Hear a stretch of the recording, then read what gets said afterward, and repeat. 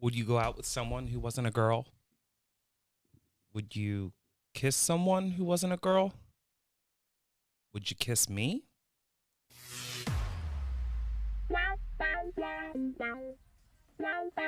Welcome to GayTalk 2.0, the ultimate podcast for your dose of dish.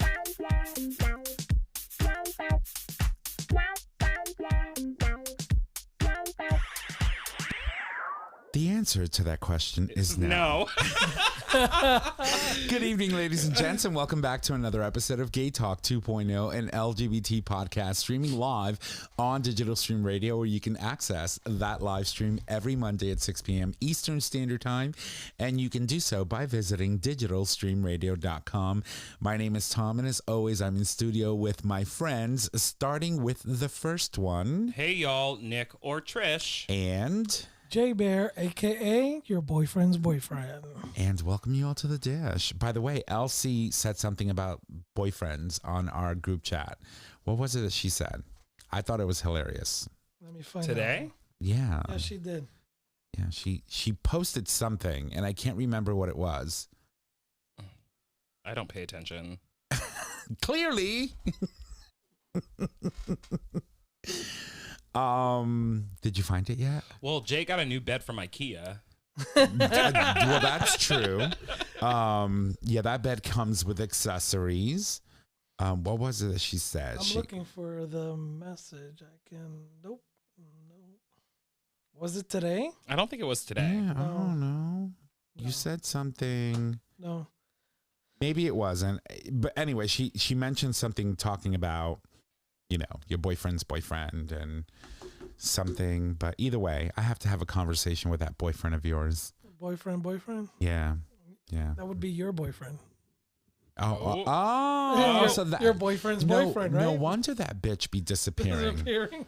I'm telling you. But anyway, how is everyone doing? Trish, how are you? I'm good. Not much to report, really. This weekend, I finally spent an evening hanging out with my roommate, just me and him, which was nice. How is Pat? He's love doing Pat. good. Today's his birthday. He turned 35 today. Happy birthday, Happy Pat. birthday. I wish I was 35 again. Seriously? So I pulled in when he was... Pulling out? No, I mean, I was pulling out. I was pulling out when he was pulling in from work. They let him go early because of his birthday. And I was like, happy birthday. And he was like, I know. I was like, 35. And he literally like tripped. He was like, ow. Oh, my God. Yeah, it's all downhill. Trust me. Yeah. Trust me. I hit 40 and suddenly my knees, I got bone spurs. I swear I do. I know. We've seen that. I can't get on my knees. It hurts. So I need knee pads. I do. It's a real thing. I'm not joking. That's totally not joking. But well, happy birthday, Pat. I'll get you a set of knee pads. Yep. Mine work really well. They're very cushiony. They have gel foam on the inside. I used them when I was doing all my flower beds. Yeah, the that's concrete. what you use them for. Mm-hmm. You know how it is.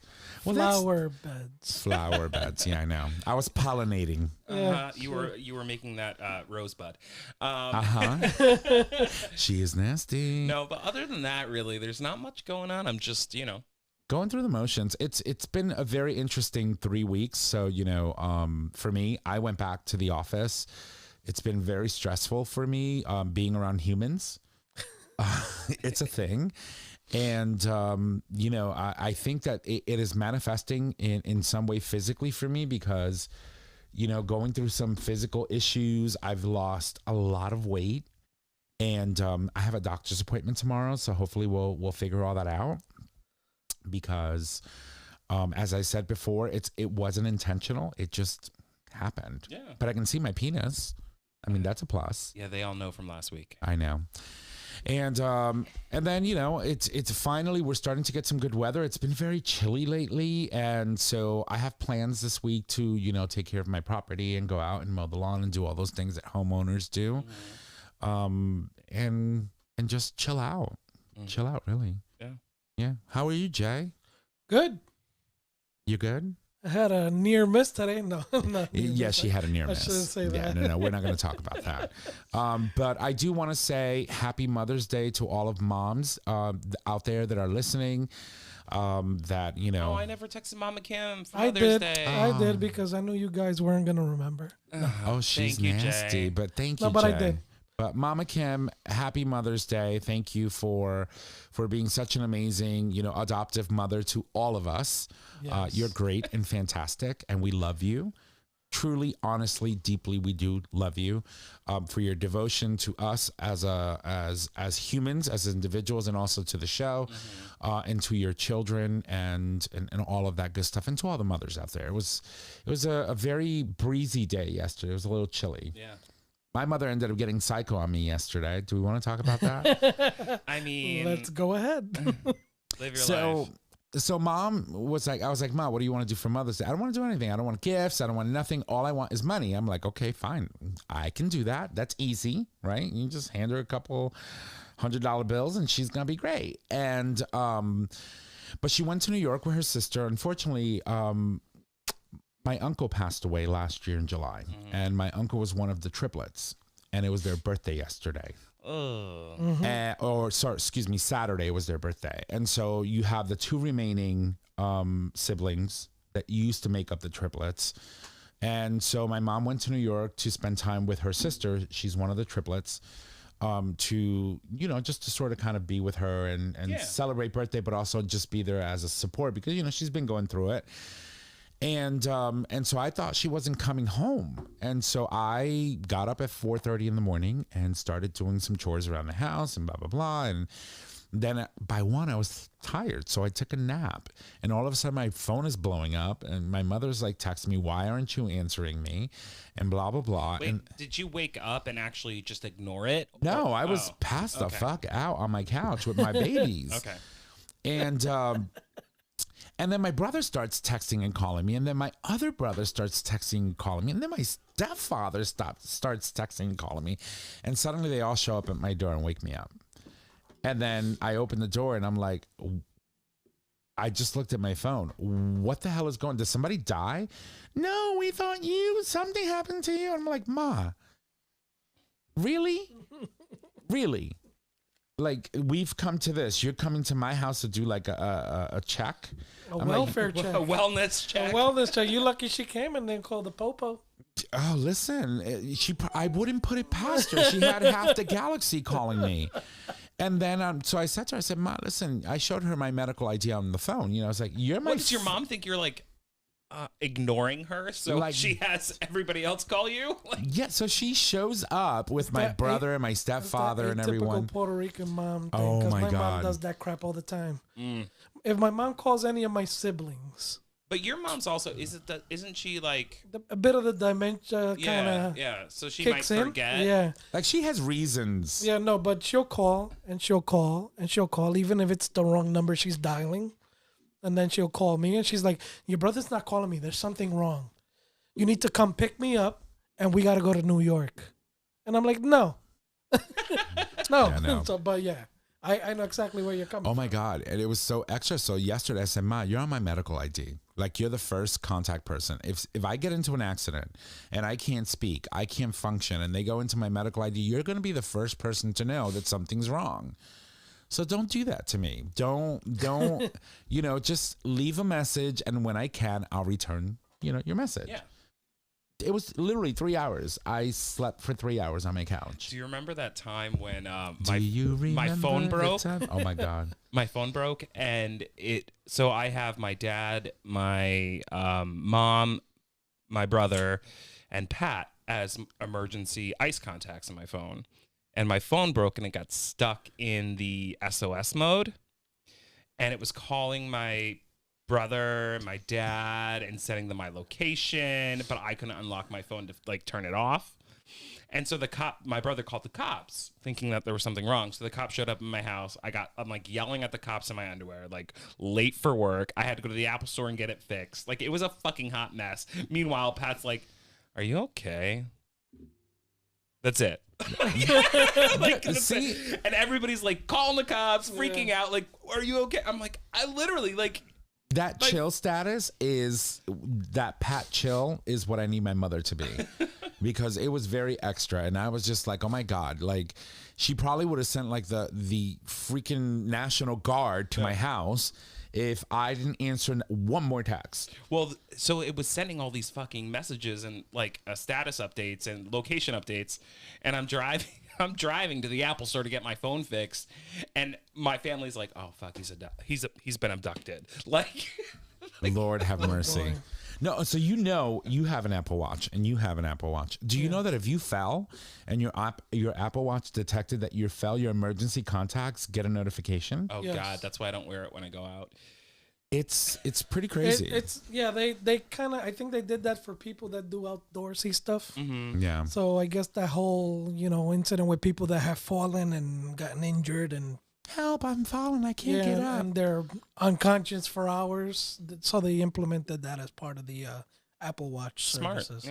Yeah. So the gyroscope or something senses when you fall, and it's not a normal rhythm for you, and then just starts shooting text messages to people. It's just pretty crazy. Interesting. So, but yeah, it's. Thanks, Ma. Happy Mother's Day. So nonetheless, they hung around long enough for me to give her money, because I think that's what it was. She wants to come over and get that money. That's what it was. But she got her money and she was on her way. And then I went right back to the couch, took another nap before I went to the bar and work last night. Yeah. Because, it's like, you got to understand, I get out of the bar close to like 1 o'clock in the morning.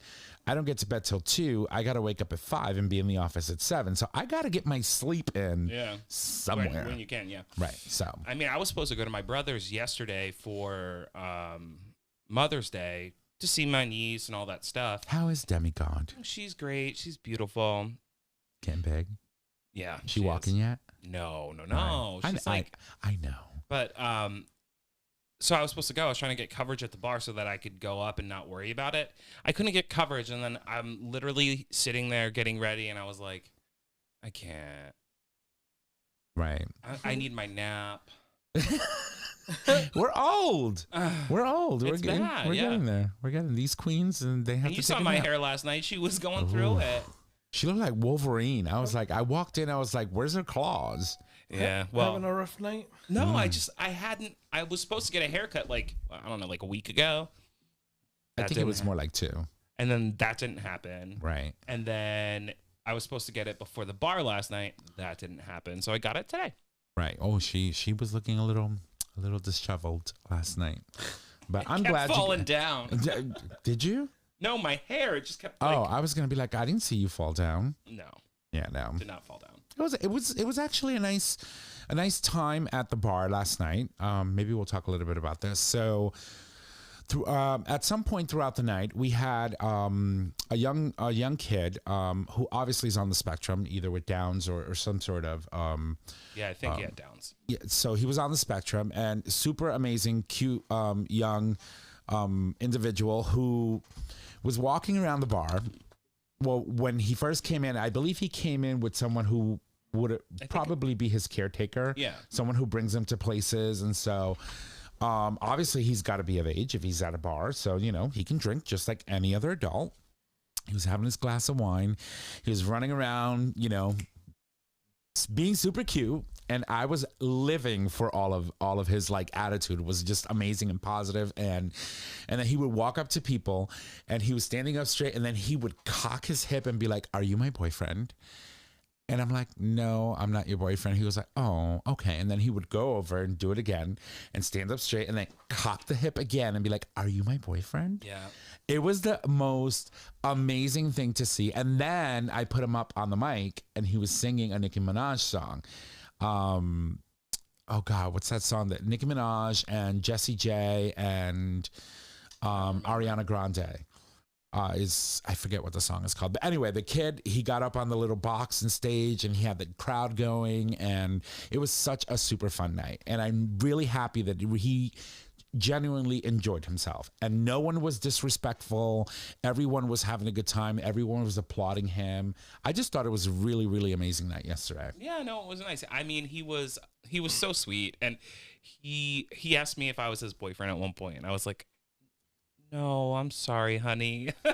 He's like, And then toward the end of the evening, he came up to me and he was like, I had sung at this point, and he was like, will you sing a song with me? And I was like, of course I will. Just go over to Tom and, just tell him that you want to sing a song with me, and he'll pick something from, the songs that I generally sing. And he was like, okay. It never ended up happening because it was so close to the end of the night, but he was so excited, and he was just sitting at the bar with his like elbow on the bar and like staring at me. I'm like, okay, this is getting a little awkward.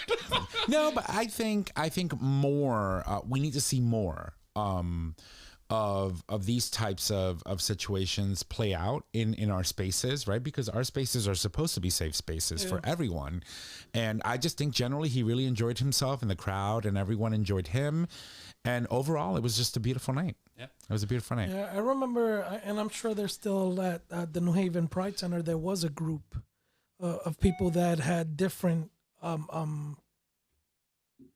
don't want to say disabilities. It sounds so, but were in the spectrum or had either some sort of ailment. Right. And there was a group of guys that used to come and get together, and they had a support group, and they all used to go out and do events together. So I know that's been an ongoing thing with the Pride Center for some time. But it also reminds me of, if you haven't seen it, the TV series Special. Oh my God, it's so Love good. The it. second season was so good. Yes. I have It's not amazing. seen it, so explain. Let's talk about it. So I actually pulled it up because I couldn't remember his name, but the actor is Ryan O'Connell. He plays Ryan Hayes on the TV show, and he has cerebral palsy. Yep. Ryan O'Connell, that name sounds familiar. Isn't he like that hottie like actor from like that used to do a lot of movies and a lot of TV shows in the 90s? No, he's a young kid. So he actually is he does have palsy. And he, in real life? I believe he does. He's a cutie. Yeah, but the show is based on him and how his mother's really overprotective of him and him being openly gay, and Right. The show's really good. Really, really good. So it kind of, you guys were talking about it, and this is the first thing I thought of. I was like, oh, cool. So, and then I was like, I got to look it up. I got to tell Tom. He Definitely went up to something worth David. watching. I mean, he went up to Dave and was like, are you my boyfriend? And Dave will like, he's one of those people. I only like dark men. No, Dave just looked at him. He's like, nope, not me. And he goes, oh, okay. And then he just keeps walking and asking everybody else. I think he asked everybody at the bar if we were, his boyfriend. It was just cute. It was a really, really amazing, wonderful, lighthearted experience for everyone, I think, that was at the bar. Yeah. That's awesome. Because some people can be very mean and some people can be very, mean girls. Standoffish, yeah. And no, not at all. I mean, his energy was amazing. Overall, it was just truly an amazing experience. Yeah. It was very awesome. So, but anyway, so the series you were talking about, it's called Special? Special. Okay. Yeah, let me see. Let me go back. I was looking at some of the info on it. I cannot with him. No, it's a great show. I mean, So you watched it. yeah, I watched.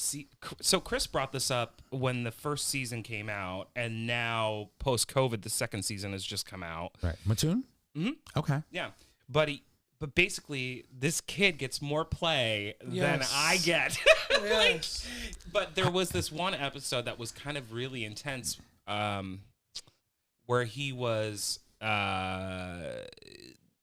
He met this person, and this person, I guess, had a kink for people with disabilities. Oh, yes. And The boyfriend, not boyfriend? yeah, and it was kind of really intense, and to watch that and know that person went through that experience was like kind of crazy for me, and I didn't even know that was a thing. I don't know if it is a thing, but like, Honey, there's so many Yes, fetishes. he made him feel so like Used. How do you think used all these and- people during the pandemic made so much money on OnlyFans? Yeah. I mean, you had people making millions of dollars on OnlyFans because there's a fetish for everything. people still are making a lot of money on OnlyFans. Oh, yeah. I know. But so Soon. No. so where does this series play? It's HBO. Oh, okay. So so Ryan O'Connell's an American. He's an American writer, actor, director, and comedian, LGBTQ activist, and disability advocate. Right.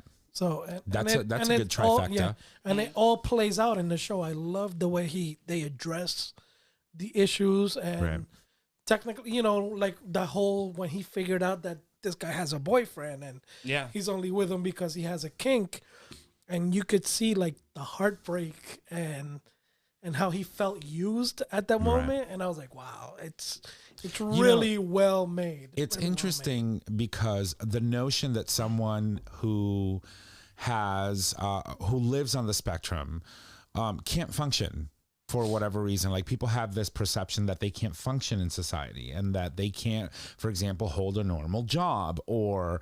Well, you actually, in the series, you see him struggle with his mom in regards to that. Like, growing up, he had his mom always there protecting. Coddled him all the time. And there's, a moment in the show where he's trying to do something and they're going through some stuff, but like, she, kind of snapped like, no, you don't know how to do this. Get out of here. And then later on in the episode, you see, his mother kind of come to calm down basically and be like, yeah, I'm going to teach you how to do that now. Right. And that's the thing. It's like, we have to open our minds to the possibilities that they're capable of doing everything that we do. And just as well. And it's just a matter of giving someone an opportunity to really develop and be who they truly, all of who they can be, right? Yeah. I love his boss. I thought you said butt. But like, no, actually he's got a cute butt. But no, his boss in the series, she treats him. She's like, you're still employed here. Like, I thought I fired you. And he's like, bitch. No, I screwed up, but no, I'm still. She's like, well, get off your high horse and get to work. And like, she treats him, she doesn't coddle. She doesn't. Right. She doesn't acknowledge that there's an issue and not in a bad way. Right. She just treats him like she treats everybody else like shit. She's like that. She's like that with all her employees. So and she's just a hardcore bitch. Yeah, she's a hardcore bitch, and everybody gets it, including the disabled guy. Right. Yep. Where everybody else is kind of, touchy feely about the subject. She's like, oh no, you're getting it too. Right. So I like that about the series where she's like really down to earth with him. And you know what I love too about the series? It's like we see individuals with disabilities and we make assumptions, like you were saying. Right. Mm-hmm. But watching him throughout the show, you realize how normal he is. And I'm like, that bitch can throw shade like anybody. Yes. Right. Like, right. He's just so, he's just a gay guy and he happens to have cerebral palsy and he, is trying to live his life the best way he can. Like, I feel in most instances, the limits that they have are limits that we place on them. Yes. Right? Mm-hmm. You can't do this. Or no, I don't think you can do this. Maybe you want to do this instead. And I think it's just a matter of letting them figure out what they want to do, right? Because just like anyone else, they're capable of really like aspiring to try something that they love doing. And if you allow them to do it, being able to, like, for example, people on the autism spectrum, right? For example, they're able to actually really focus on things that they love doing, certain activities that really stimulate their brains and their ability to like focus. Yeah. I think in season 2, he dates a guy that's on the spectrum. Yeah. The skinny kid. Yep. And at first and it was they kind of catch you off guard because the guy's, they're having a conversation and he says something and he's like he got really excited and I was like, oh shit, this kid's in the spectrum. Yeah. That's coming and my wife's like, what? And I'm like, watch. Like, I was like, all right, cool. So they make a really, I like the way they make a really nice and like they're deliberate in the way they present it, where it's regular, normal. It's not like, watch out, here comes the disabled kid. You know what I mean? Right. Yeah. Amazing. I think the writers, and I think it's part because I think he's also part writer. Right. Yeah. The show. So it gives you that perspective. When you think about, okay, who better to write about a specific group of people than someone who lives that every day? Yep. Right. Mm-hmm. Any writer can say, oh, I want to write about someone who is experiencing some sort of, cognitive inability, right? and you can research it and you can write about it in a way that comes through reasonably educated, but there's no better person to write about something than someone who's going through it. Right. And so I think that's probably what you're resonating with. Yeah. The fact that someone who lives his life or their life all the time in that world and can write about it and be able to put it into film and educate other people in the process. I think it's just a beautiful thing. I think it's also really, really amazing that, you know, like you said, we put these groups of people or, you know, disabled people in these boxes. Like, no, this is just what it is. This is your life. Right. Because a disability can be many things. Right. But like in this series, I feel like it can give that, not only that community, but our community in general, hope that we can be whoever we want to be. We can do whatever we want to do, and we can love whomever we want to love. Mm-hmm. Yeah, I agree 100%. And, you know, and one important thing to keep in mind when you're talking about a disability of any kind, those can manifest themselves physically, emotionally, and you have to think about the fact that even we, who some may think we are normal, because there's nothing abnormal about someone that has a disability, can be impaired to a point where we can be considered as someone who is disabled in some way, shape, or form. For example, if you go through trauma, emotional trauma, you can be emotionally disabled as a result of your trauma. If you go through physical trauma, you know, for example, someone who gets raped, right? Mm-hmm. You go through a lot of different stages of impairment in the sense of your emotional stability or your physical, your incapability of physically allowing yourself to do certain activities that remind you of your trauma. And so we really have to give people the space and an opportunity to truly try to do what they can at their pace and not impose these limits that we tend to often do. Mm-hmm. It's intense, but I'm going to have to watch that series. Yeah, it's cute. Interesting. Interesting. So we are at incredibly fast the half-hour mark. So what we're going to do is we're going to take a quick break, and when we come back, we want to talk about Heartstopper. Yeah. Oh my God, what a series! But anyway, let's take a quick break. We will be right back. All right, we are back from our break. Had a time to do what we do during our break, and we are back. And now, before we move on, I want to take a moment to acknowledge and thank Hans M. Hershey for taking a selfie. Yes. I know, I saw that. I was like, oh, she is totally She's Instagramming right herself. now. Can we all do a group selfie? No, I'm kidding. No, but I want to take a moment. Can do a group selfie. Oh, hold on. Hey. Okay, but we did that live on air. Okay. No, I want to take a moment to acknowledge Hans M. Hershey. One, his book, Michelle, Fallen Angel of Was Paris. that your stomach? Yeah, she's going through it. Is available now, and you can purchase it on all the major platforms for audiobooks and even physical hard copy or hardcover books. So they are available. Make sure that you go check out his book. But the reason why I'm acknowledging Hans is because he, while we were interviewing him, told us about a show that released on Netflix called Heartstopper. And I tell you, that show, could you quit? I just need to get one good one. They're all good. You know how I am. Oh, gee, the face tune. Don't lie to her. Oh no, I'm not done. Yeah, I've got a face tune and do all that stuff. All of that's got to happen. But anyway, he told us about a little show called Heartstopper. It had just released on Netflix at the time, and I'm gonna cut you. I'm going to cut you. Yay. Is it good?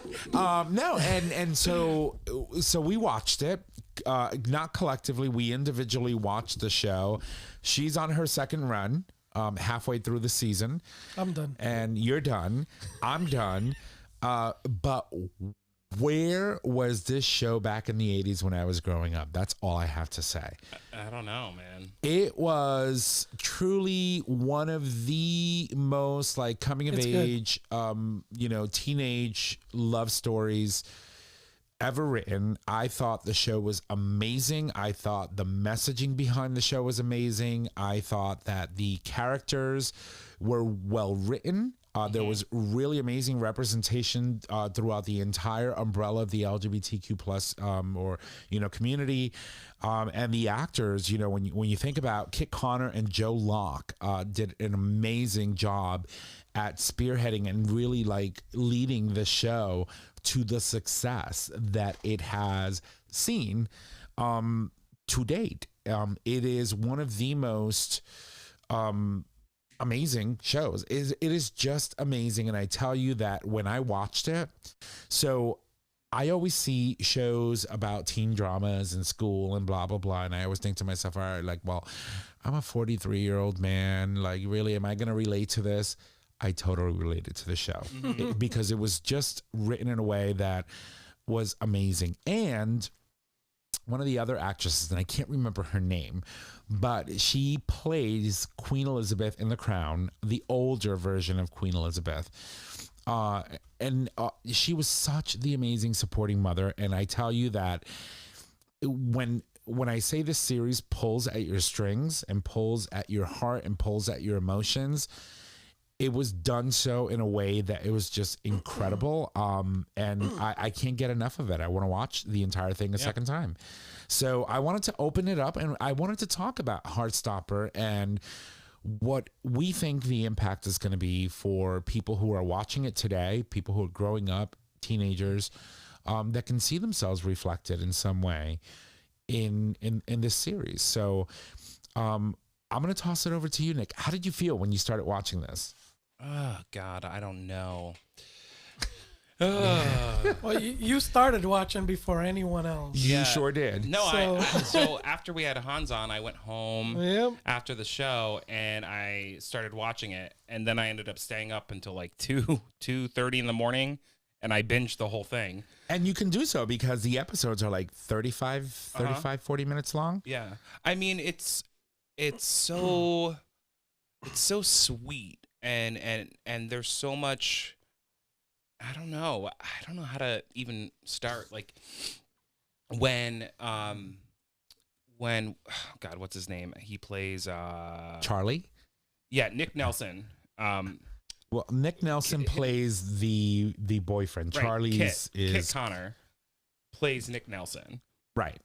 When he showed up and protected Charlie in that one scene with the guy boyfriend, not boyfriend, right? Okay, right. So there's a lot of elements. Listen, if you haven't watched the show, we're spoiler alert. Yeah. We should have said that in the get-go. We're gonna spoil it because it's been out for like 2 weeks now. At this point, it's like like those who went to the movies and watched Endgame. If you haven't seen it, then, come back to the episode afterwards, but we're going to talk about it. But here's the thing, right? So when Charlie was seeing that one kid and he thought he was in a relationship with the kid, it resonated with me because I had situations like that in high school. Where I think we all have. Yeah, where I was out and not quite comfortable, but like out and people would ignore you because they were afraid of being recognized with you or associated with you in some way. Yeah, I mean, especially as teenagers, the minute you say hi to somebody that you're not of the LGBT community, especially when we were younger, you're gay. Oh, you're a fag off the back. Oh, right. You like him. And trust nobody me, wants to be associated with that, especially back in the day. Yeah. You went to school in your high school years, what, 90s? Or 2000s? I graduated in 2005. Okay, so 2000. So he went to high school in the 2005s. I was in high school in the early 90s. And so while we had much more visibility in the 2000s than we did in the 90s, I have to say that, you know, aside from certain individuals who were just truly absolute assholes, I made it out of high school unscathed because I was just ruthless. Yeah. And I would fight everybody. I'm like, you called me a what? Oh, it's on. But I had a lot of like straight friends. I had a lot of female friends, which were critical in my survival in high school.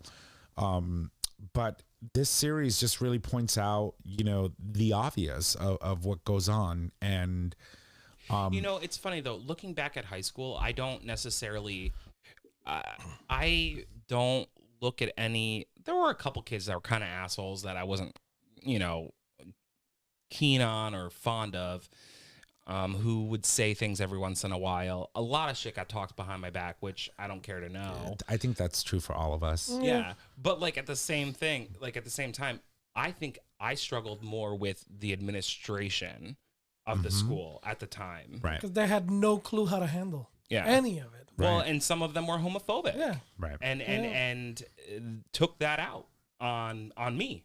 Right. You know what I mean? And then that in turn created didn't create, but like made me create this anger facade, this facade where I was always on the defensive. I think, but that's also, it's not something that you created. It was something that's necessary. It was necessary at the time in the 2000s, just like it was in the 90s. It was necessary. We had to build up this wall so that we could protect ourselves. I mean, I remember walking the long way to get home just so that I wouldn't run into certain people who would potentially beat me up. I mean, you know, that kind of thing. But, you know, in our defense, part of our defense mechanisms, we started engaging in things that sort of kind of like, you know, made us heteronormative. Like, for example, you play football. Yeah, but I played football for years. I actually really loved football. Right. But it's not something that, you know, a gay person would normally play, right?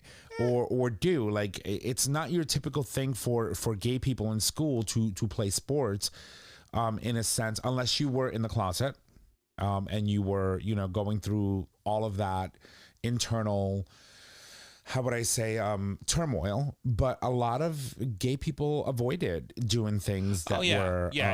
I agree with you 100%. I think you're right. I think a lot of, especially during our era, my era and yours, I think that, you know, that wasn't a safe space if you couldn't conform to what heterosexuality looked like and sounded like. That said, I mean, I never had an issue with my football team. They loved me. They were great. Right. You know, I came out of the closet and half of them were like, "Oh, thank fucking God." Seriously. Same thing for me. I played baseball in high school for all 4 years while I was there. I mean, until I got kicked out, but that's a whole different story. We don't need to walk down that road. Another episode. But I did play baseball, and you know, I had a lot of internalized like phobias, especially in dressing rooms, you know, going into spaces and where I was always worried I was gonna pop a boner. Let's be honest. Let's just say what it is. Seriously, I mean, because there was a lot of cute boys in my high school, a lot of cute boys. But you know, it was worrisome. You know, I was always in fight mode. You know, you could be either in flight or fight. You are introduced into to a situation, and you can react one of two ways. You can run, or you can stay and face it and fight. And I found myself in fight mode constantly rather than flight mode, because I couldn't run away from it, because I knew that if I did, that was the end of me and my safety in school, because I would forever be picked on. And so you had to show some sort of strength. And it's really weird how I'm feeling very anxious right now just talking about it because of how it made me feel. But when you think about what happens in this series and how, for example, Charlie gets invited to join the rugby team. So we're talking about something that takes place in the UK, for example. So rugby is very big in the UK. And, you know, he he has trepidations about joining the rugby team, but nonetheless, he does it anyway because he feels genuinely supported by this individual who he doesn't know yet. He is bi. He's right. crushing on him though. Yeah. Oh, he's crushing hard. That's why that bitch ran to. Right. He's like, I'm gonna get killed, but fuck it. And I love one of the things that I love the most about the show is its representation of characters of different ethnic backgrounds. For example, you had Elle and Tao. Tao and Elle that eventually become partners, but partners, right? So you have someone. Elle, for example, was transgender and had to leave the school, an all boys school, to go to an all girls school. And I was tripping because I didn't realize Elle was trans at all. At all. Yeah. And then I don't know if it was the way they were presenting her. Right. They them. I think that's how they identify. But at first I was like, oh, she's a cute girl. No fucking clue. And then Tao, I'm like, Asian kid. He's like 6 feet tall, slanky. I was like, oh, he's a cute twink, you know, super aggressive, cute, super aggressive. And I was like, okay. And then all of a sudden I was like, oh shit, wait a minute, is Elle? And then when they're talking about her being transferred to the all girls school because of the transitioning, and I was like, oh shit, I didn't pick up on it until way out. It was the way they wrote all of that aspect of the storyline was just incredible, because it really shows in today's world the ability that we have to change someone's life, be transformative in a way through education, right? And allowing someone to really like be in a space that makes them feel comfortable. It just really touched so many aspects of the emotional roller coaster that is, one, to be a teenager and to have a crush on someone who you don't know whether or not they're going to be responsive to, but also to be trans, for example, and move over into another space that is supposed to make you feel comfortable. But you see, for example, that she's very standoffish in the beginning because she doesn't have friends. She doesn't know anyone in the school when she transfers. Yep. And then she ends up meeting two women who end up being two lesbians and being girlfriends. And you're in the inner circle now. Yes.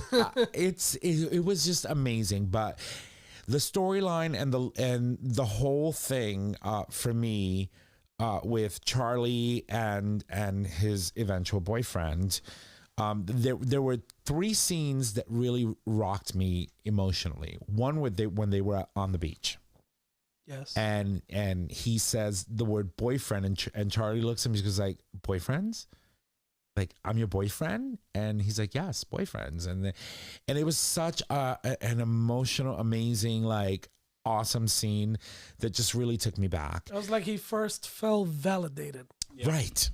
As a person, as an LGBT, and especially as a teenager, your hormones are raging, your fucking thoughts, and everything's so critical. And when you have somebody that's like keeping you a secret, and making you feel terrible about who you are, having somebody validate you in that way is so powerful. Right. Awesome. And then when he comes into his defense, when he's engaging with his ex, well, I wouldn't say that I would call it an ex, someone who was just using him for his needs. When you want to kiss a boy, you come see me, right? And when he came to his protection at that point in time, I thought that was beautiful and powerful.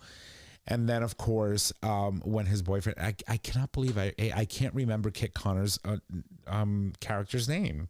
Nick Nelson. Nick Nelson, thank you. His mom.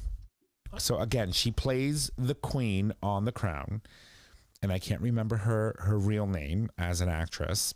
Can you help me? Olivia Colman. Thank you, Olivia Colman. She is brilliant and amazing, an awesome actress. When she's having that conversation with him, and she looks at him and says, I really didn't know that you felt that way. And she just says, oh, honey, and hugs him. Yep. But even taking it back a little further, when Charlie had first come over to Nick's house, Olivia, or the mother, basically said, "So how did you meet this Charlie kid? Seem more like yourself with him than anyone Anybody else." else, yeah. Right. I haven't seen you like be this And yourself. his reaction to his mother was, "Really? Like, It's a good, yeah. It's amazing setup. It's an amazing setup, and I think the way they played it out, it just I love the cartoon Sparks. oh my God, that I love was- this. It reminds me. Honestly, it reminds me So of the when you first time say I kissed a boy. It was like, butterflies in the Yeah. stomach. Mm-hmm. So to actually see a visualization of that Yep. when they're first curious. Remember that he wants to touch his hand. Yeah. Oh, when he's sleeping on the couch, yeah, right? And I was like, oh my God, I can so relate to that. 100%. As a teenager, Yep. I was like, I know what that feels like. Yeah. And to actually visualize it, it kind of gives you those chills. And Yeah. it's like, whether it's LGBT or, Anyone. a hetero couple, Mm-hmm. you kind of have these feelings that are, it's Yeah. hard to explain. It's so funny that you Yeah. say that because, like, when I was in high school, I'd kissed girls before, and then the first time I kissed a guy, looking at those visualizations of those sparks, I was like, "That's how I felt." That's It explains it. It explains it Yeah, it explains it 100%. Yeah, that was awesome. I agree. And I lied. So there were really 4 scenes that really just took me throughout the entire series. So the third one was his interaction with his sister at home. And she was fucking crazy. she Yeah. was I like love she her. would show up in like inconspicuous scenes and stuff. And that was amazing. And their scene in the rain when he Oh, yeah. runs Oh out of my the house and God. they kiss in the rain. Yeah. That was amazing. Yep. But lastly was the supportive teacher. Oh. He knew that he had that safe Paseo. space Yeah. that he would go to, and he would sit. And there was like a tree that was like Painted on the ground, and it was almost like a place that he went to get rooted and centered. That's how That's what I took Yeah, from that yeah, scene. yeah. And he would always sit there and eat his lunch, and because the teacher was that safe space, and then he would have, for example, the conversation with the teacher and says, what do you do if you have a crush on, for example, a straight boy, right? Not realizing that he wasn't really that straight to No, begin the with. teacher was like, "Oh, honey, Yes. that's a conversation for the ages." I thought so. Those were really like 4 like scenes that really stood out at me and just like made it. But it just goes to show you, and especially in the space that we find ourselves today, in the midst of all these book bannings that are happening, all this don't say gay propaganda that's happening in Florida. Roe versus Wade, which right, is a whole nother thing, but and the implications, for example, that could have on same-sex marriage and gay rights and all of this stuff. It really goes to show you, and I think they depicted it well, the power of support, the power of having that one teacher that you could always count on that would coddle you and shield you. Yep. And I had that teacher. so did I. Yeah. In many iterations of my schooling. Like I remember my 5th grade teacher, Mrs. Mealy. I will never forget that woman ever. I was being bullied in the classroom for being, different and Effeminate. girly and effeminate and blah, blah, blah. And I remember that she sent me to the principal's office to go run an errand. And when I came back, I literally stood at the door and watched her scream at the entire classroom and say, "You will not do this anymore." That's amazing. It was something that impacted me, and I will never forget it. And if I could stand in front of that woman right now, I would give her the biggest hug and thank her for that amazing support that she never knew impacted me so much. And I think that's important. And it's just, wow, Netflix, thank you. Like I said, where was this show in the fucking 80s when I was growing up and I was needing to like see myself represented in characters on TV? How lucky this generation growing up today is. Yeah. Truly, how lucky, Jay, from a person who is bisexual, obviously, Nick Nelson at some point declared himself to be bisexual because he liked both. What did you think about that whole situation about him discovering who he was as a bisexual person?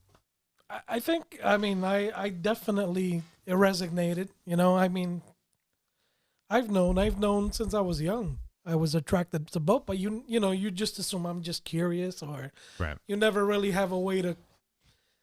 I mean, who do you talk to as a Right. kid? You know, who do you go to? And it's not like you're gonna go to mom and dad and be like, hey, by the way, I'm having, and you know, especially when we were growing up, you Right. know, that just, you know, I to this day I have family members that have made fun of an uncle who had a quote unquote boyfriend Right.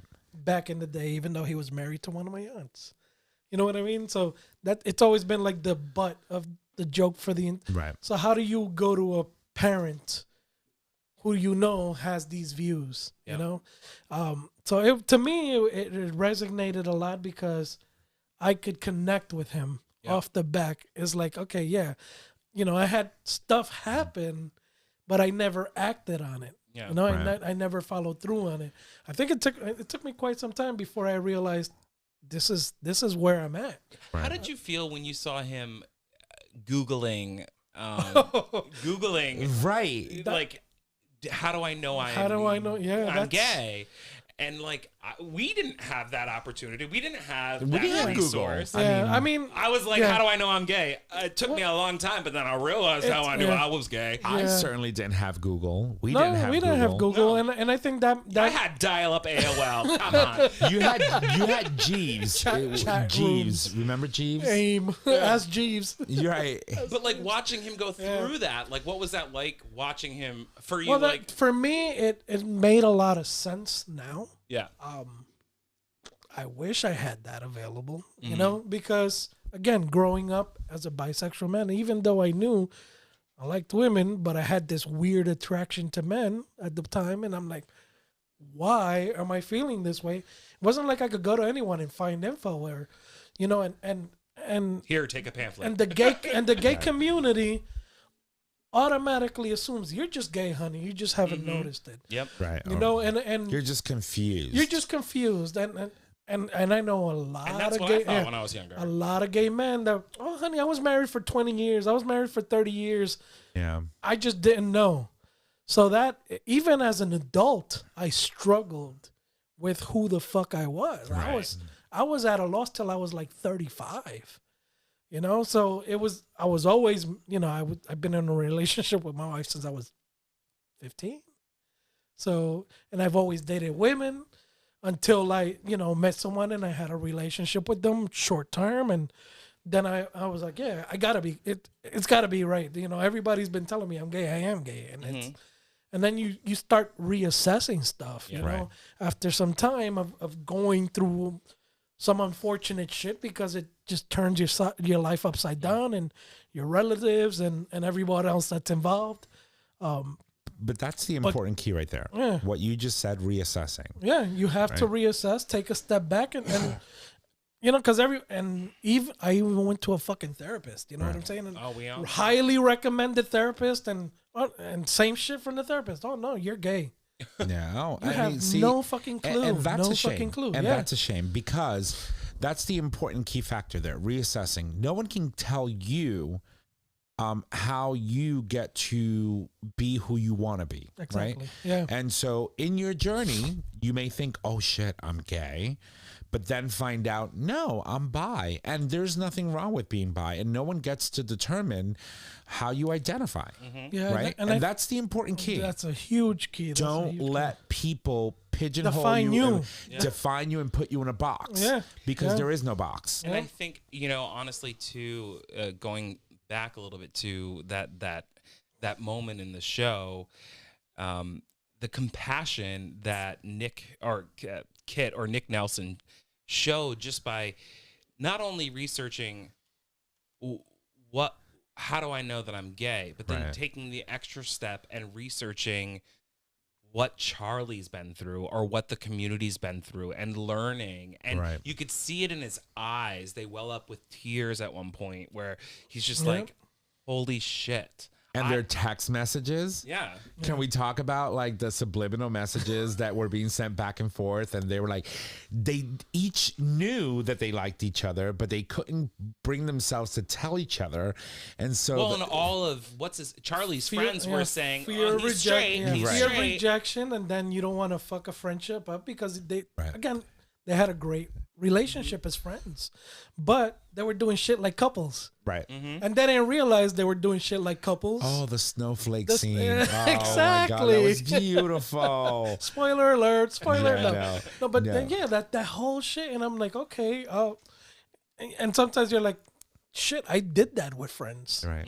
I did that with other friends that may or may not. You know what I mean?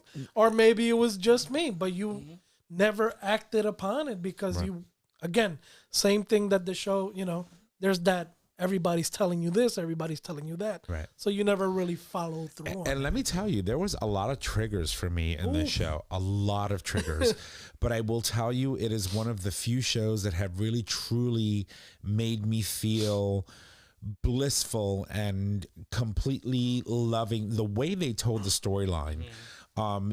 If there ever was a series that you want to showcase to young adults or youngsters that are looking to learn a little bit more about our community and what it's like, so that they can see that, the struggles that we go through when it comes to relationships is really no different than any other teenager.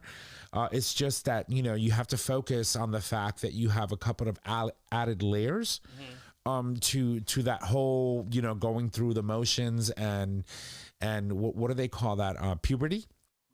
Yeah. Going through the You don't motions. remember Right? what that's like. No, I don't. Bitch. No, do I. but this is, I swear, the ideal Puberty, I show lived to in my use to room. educate people. I lived in my room masturbating 24/7 through puberty. Oh And my it just probably God. smelled like shit. Yeah. I did the same thing, and I still God. think I'm still going through puberty because through COVID, it's just like So my all night long, So- all night. my last thought, and I want to get your opinion on this, is when you look at the parents that we actually meet in the series, everybody's very supportive. Right. Both for Charlie and for Nick in the series, and I think that that's beautiful. Right. It's important. Yeah, but do you I don't think- think it's. Real to life. Yeah, I don't think it's based in reality. And Do not you that- think? But do you don't think that maybe the UK is more progressive? Maybe, but in general, be. I think that the only thing I would say with the series is they may have slightly missed a mark in addressing But I that think they home did that life. with his father. Yes. Right, because his father was absent, and there was this disconnect between Charlie and his father. Charlie's dad dropped him off at the party. Are you talking about Nick? Oh, Nick's Nick. dad. Nick's Nick's dad. dad. Sorry, Yeah. Nick. Yeah, you're right. Charlie, his father was very supportive and said, "Hey, if something comes up, because he's call me." openly, he's openly Right. gay. So his father's always worried about him being bullied. Right. Yeah. Sorry, it's my all- mistake. yeah. But yeah, Nick's dad. There was obviously he was absent, and there was some impact emotionally for Nick in that aspect. But you're right. I agree. They wrapped a bow on that aspect of our journey. The LGBTQ plus journey. I mean, honestly, I think that it was one of the best series that I've seen in a very long time. But when we talk about our community and we encompass everything that we face and we go through, I think that whether it was the teacher whether the teacher had a moment where he talked about his experience and not being supported, and that's why he wanted to be there and support, whatever it would have been, it's important to address the fact that some kids don't feel safe coming out, and some kids don't think that they will have that supportive father that will hold him while he cries after a party. Right. You know what I mean? I think that representation is very important in general for the general public to see, because people can't comprehend what it feels like to be rejected by someone who is supposed to innately love you. Unconditionally. Right. Right. and which is something that a lot of people on the heterosexual spectrum rarely ever have to face, right? Rarely. But For sexuality. right. When it comes to that. So I guess the only question left to ask about Heartstopper season 2, yay or nay? 100% yay. Yay for me. Yes. I agree. Well done, Netflix, and to the actors and to the cast and the story writers. You truly brought a very, very important conversation piece to life. And I hope that this really does one, justice to our youth who are watching these types of shows, who are fortunate enough to have this kind of content in their lives at this stage that we didn't have. It was just beautifully done. So congratulations, Netflix. Thank you for bringing that story to the world. Yeah. And I think it's good. I mean, I know that right now the big thing is the hell's the name of that other show that with Zendaya? Euphoria.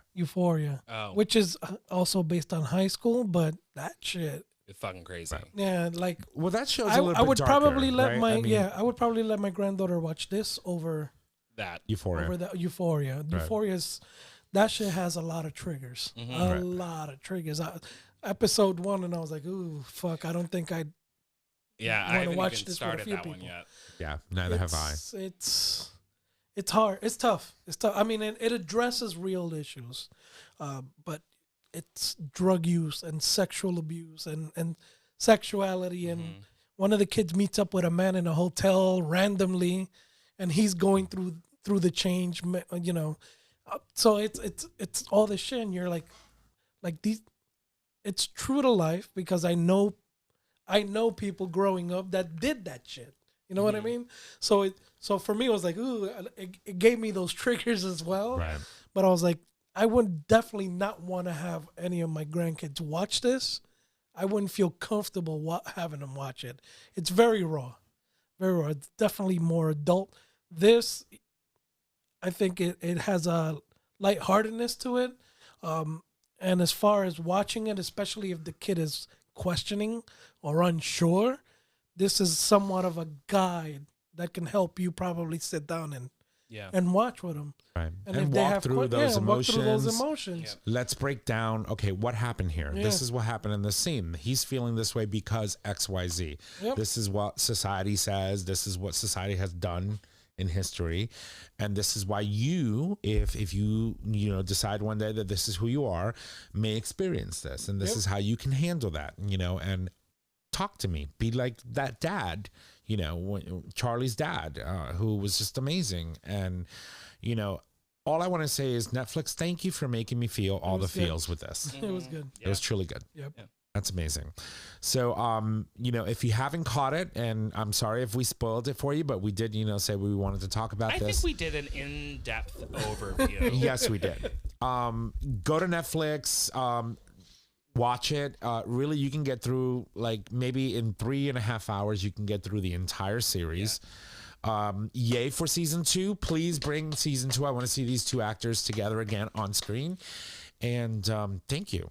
Thank you for allowing us to feel those feels. Yeah, the LGBTQ visibility is a plus. And I texted you guys in the group chat the other day, DC Comics stepping up with their stuff too, where they've made Aquaman openly gay in the comics.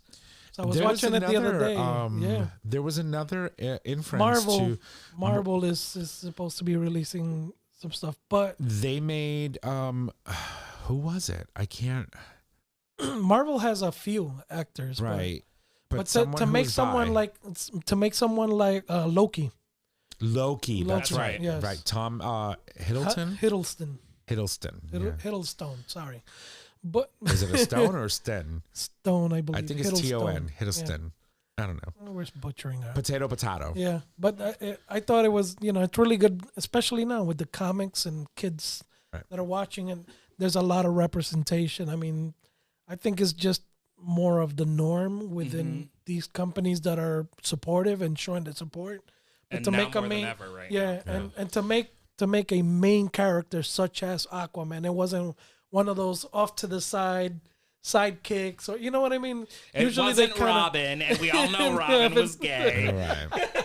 I just think that they didn't have a choice. It was just like that whole romantic thing between Amber Heard, the character that plays Mira in Aquaman. And Aquaman himself is just like, after all that craziness that's been going on between her and Johnny Depp, and it's like, no, we're just gonna make him bisexual. We're just gonna make him gay. We want nothing to deal with this. Yeah. But this is the comic version. It's not live action. Right. But yeah, within the comic, I was watching it the other day, and he meets this girl that's transformed into a mermaid. So he has to bring her home. So to his home, because she can't live out of the water any longer. Right. And so they're, through the whole scene, I'm thinking, oh, they're going to end up together, right? Because you're watching the cartoon and they're talking and they're getting along. And she's like, oh my God, my savior. Then all of a sudden they show a clip and she's swimming and playing with his family. And there's another, I forget what they're called, Atlanteans. There's an Atlantean swimming towards him, and when he gets next to him, they start kissing, and I was like, "Holy shit, it's a guy!" And I was like, "Wow, right. DC caught me off guard there." Yeah, it makes me sad that we couldn't grow up in a time that we had. We had Queer as Folk. Well, that's about it. I didn't have that until much later. And Queer as Folk was in your face, like shocking at the time. For a lot of the depictions of, like, for example, sexuality and things like that, AIDS and very, very strong topics. Mm-hmm. Yes. But I'm happy to see that we are now living in a world in where our youth can access really truth. Representation of themselves and see themselves in film and in characters and grow up seeing it. Right. That's an amazing thing. So it's beautiful. So again, it's on Netflix. Go watch Heartstopper. Again, super easy season to get through, and Netflix, it's yay from us. We want season 2. Yes, absolutely. And wow, that was an awesome conversation. Yeah. All right. Well, let's bring it home, boys. All right, so we're going to toss it over to Trish. We're going to jump into Mama Kim's Minute. I'm going to give her some love, and we're going to do our swim out. We're going to swim out of this episode tonight. Thank you. All right, everybody, here's Mama Kim's Minute. Number 1, Ron DeSantis sued for saddling taxpayers with millions in debt after Disney Don't Say Gay debacle. Big up to Disney for standing up to Ron DeSantis, by the way. Absolutely. Number 2, German teacher sends students candy and a note comparing trans kids to rattlesnakes. Fuck her. What the fuck? Whoever he or she is or they are. Number 3, Pete Buttigieg nails right-winged anti-LGBTQ hate in just 15 words. And you know what? I'm curious. Find out what those 15 words are. I'm curious. Yeah. So you won't have to click on that story this week. Interesting. What did he say? Is there a video? Yeah. There's a video. I'm going for it. Hold on. On this day, we're blank today? Ooh, you girls slipped. No, it's in there. Oh, no, you can't connect this. I don't see it. I'll take it, though. That is, when all you have is a hammer, there's a more superficial political pattern that I think has driven some of the politics of the behavior of people like these people in Florida with the Don't Say Gay bill. And that is, when all you have is a hammer, everything starts to look like a culture war. So you got a political faction that really doesn't have a lot of answers for many of the questions that people are wrestling with. They love talking about gas prices, but they don't have an answer on gas prices. They don't have an answer on inflation. Many of them answered our call for bipartisan infrastructure work with a no. Haven't seen an answer on what to do about the price of prescription drugs. They voted against lowering that. Don't have an answer on what to do about the cost of childcare. Don't have a great answer on taxes. Actually want to raise taxes for the poor. That's a new one. I thought I'd seen it all. Then I saw Senator Scott's proposal to raise taxes for the poor. That's not great territory for them to be debating on. So what do? They find somebody vulnerable and pick on them. which at the moment is largely the trans community. And they find something to talk about which can go between the laughable, like is Donald Duck going to make your kid gay, to the incredibly dark, which is the suggestion that the very presence of someone who is gender nonconforming or trans or gay or lesbian or otherwise different, the very existence of somebody like that is an adult subject, right? That if my kids in, let's say, a first grade classroom were to mention in passing that over the weekend they had a great time going with their dads to the zoo, that they would have somehow, by saying that, uttered something age inappropriate and get us really fired up about that fight. It's amazing. He's great. He is. He's absolutely great. So that's Mama Kim's Minute in a nutshell. We'll have those links to those stories posted on tonight's post. So make sure you visit GayTalk2.0.com, click on tonight's post, and check those stories out. Jay, on to you on this day in gay history. It's a lot of words in these. Blank. I have nothing. You have nothing? Oh, it's not there? I never got it. Did you not? Ugh, my God. I did. Let me share it. I'm going to airdrop it to you. Do you have airdrop activated, mister? There you go. Okay. Let's see. Here we go. Here we go. It was so on this day in gay history in 1871 in the great old UK. United Kingdom, for those who don't know. Yep. Beginning of Bolton and Park's trial. Bolton and Park were Victorian-era drag queens. Yes, queen! Their trial attracts great public interest, especially when a trunk full of their dresses is brought in as evidence. The prosecution is unable to prove either that they had committed any homosexual offense or that they were wearing women's clothing by men is an offense in English law. The jury finds them not guilty after 53 minutes of deliberation. Bravo. By the way, 1871. 1871. 1871. That was your heyday, honey. I know. I saw those drag queens perform in person at some point. I mean, my jaw's falling off at this point. Oh, Lord have mercy. All right, well, that was on this day in gay history. And once again, I want to thank you all for joining us on today's episode. If you love the show, make sure you go subscribe, rate, and review on your favorite podcasting service. By doing so, you get the latest and greatest of our show delivered right to your web browser or device as soon as our episodes are published. You can also support us on Patreon, which allows you, our listeners, to support the show with a monetary donation, which we collect monthly and can be in any denomination of $1 or more. Jay? I guess it is time to put a ring on it.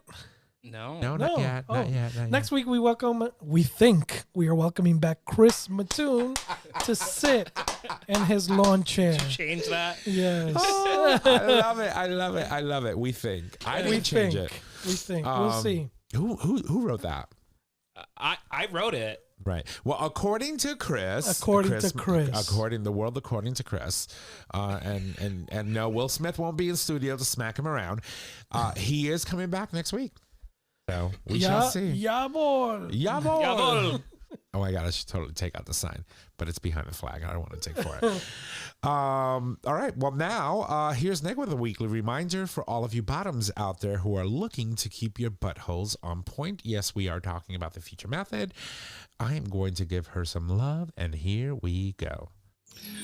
Okay, everybody, here we go. Get the Future Method today. Each time you clean out with water or enemas, delicate tissues are harmed and cells are damaged, increasing chances of injury and or STDs. The first of its kind doctor-developed formula gently cleanses before you play without hurting your bum. Visit futuremethod.com to purchase your life-changing bum cleanser today. Yas, queen. And now it is time to put a ring on it. All the single ladies, put your hands up. Up in the club. Our show is available on our website, GayTalk2.0 under audio podcast. It is also available as a free download on Apple Podcasts, Google Podcasts, and Stitcher Radio. Yes. You can find us on social media, Facebook, GayTalk 2.0, Instagram, GayTalk 2.0, Twitter at GayTalk20. You can email us at GayTalk2.0 at GayTalk20.com. Tom, take it away. All right. And if you need to reach out to us, just head on over to our website, GayTalk20.com, and click on the Contact Us tab located at the top of your web browser. There you can leave comments, suggest topics, submit a question for the cast, or an individual call or an individual host. We're getting a phone call from Alabama. God. Oh, God. Don't pick it up. Don't pick it up. All right. We're not going to do that. You can also call us and leave us a voice message. Like this Alabamian is doing it right now. And you can call us by calling 334-GAY-TALK, or if you need all those digits, it is a 334-429-8255. Don't forget that we do stream live every Monday at 6 p.m. Eastern Standard Time, and you can access that live stream by visiting digitalstreamradio.com. Thank you, girl. I love when you have my back. And with that, that is our show. Ladies and gents, thank you. And y'all have a good night. Bye.